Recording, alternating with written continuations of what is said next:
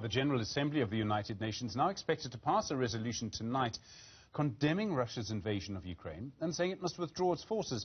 Last night at the UN building in New York, our representative gave what's been described as an even-handed statement, suggesting that we may abstain from the vote today. It seems that most countries will vote in favour of condemning Russia. From various estimates and predictions, it seems around 60 countries might abstain, including South Africa. We're joined now by the political commentator Roland Henwood at the University of Pretoria. Roland, good afternoon to you. If you look at the statement that we presented last night, how would you describe it? Are we trying not to take sides in this? Good afternoon, Stephen.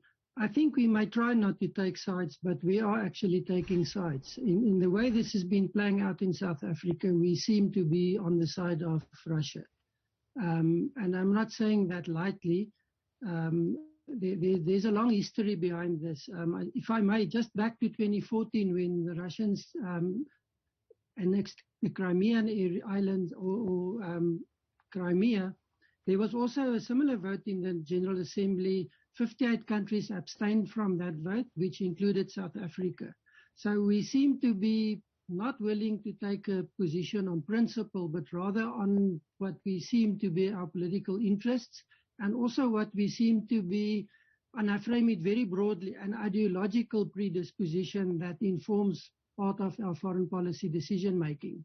It's also very interesting to look at the different interpretation that comes seemingly from the ANC as a political party and from the Department of International Relations and Cooperation on this issue.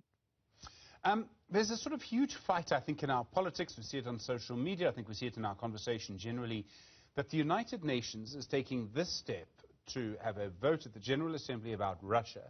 As far as I know, it's never done this to condemn Israel and to condemn its treatment of Palestinians. And the claim is that there's an inconsistency here. And I realize that, I mean, morality and international relations don't always work very well together. But isn't there something in that? I mean, isn't the United Nations open to the charge of being inconsistent? I think one can point to many inconsistencies in the UN, and that relates to the nature of what happens there.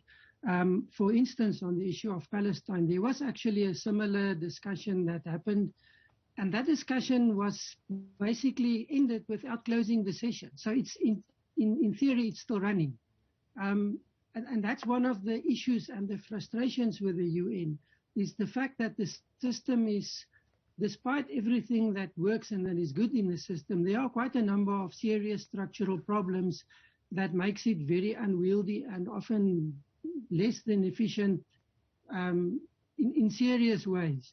And this will point to one of those issues. I mean, one of the frustrations here, and that's one of the issues that was raised by South Africa also in the debate, is the fact that parties to the conflict can block any decisions in the Security Council.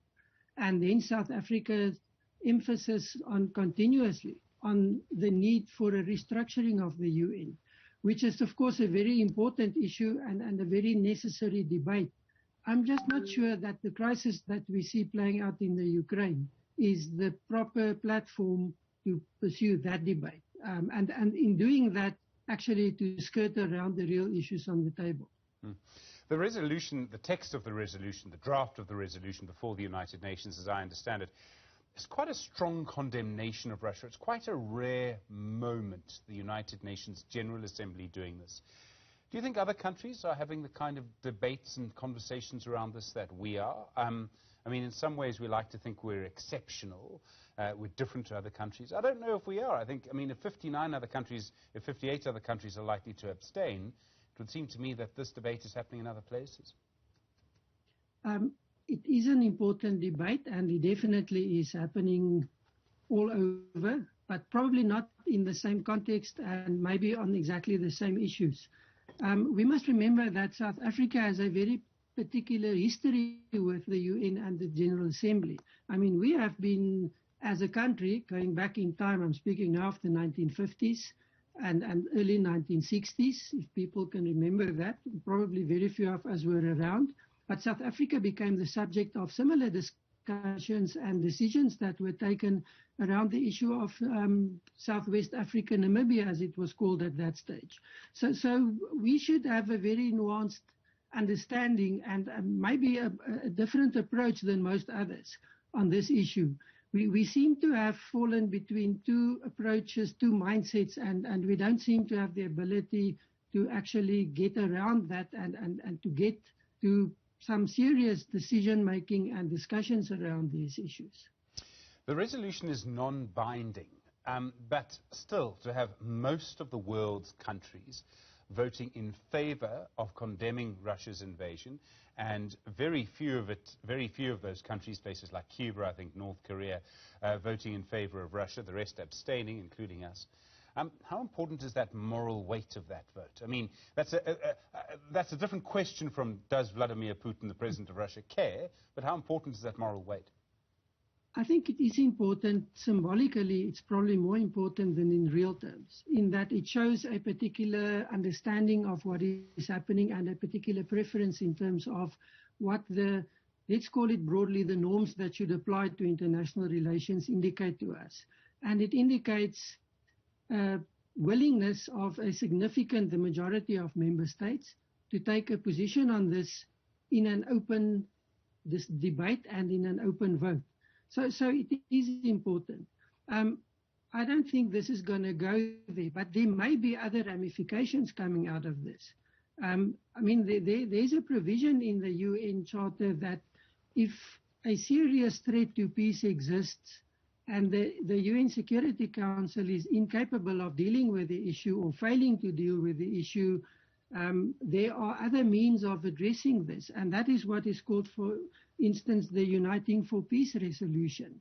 That was used in the case of Korea, for instance, when Russia also blocked UN Security Council decisions, and through that way, the problem was resolved in the context of getting a decision in the UN to launch a particular counter action against what was happening in Korea. And we know that ended in the Korean War. So this vote is symbolical, but it's not necessarily insignificant, and it may actually lead to direct consequences, depending on what is playing out on the ground and how serious other member states are in pursuing this issue. Roland Henwood, thanks very much indeed, a political commentator based at the University of Pretoria.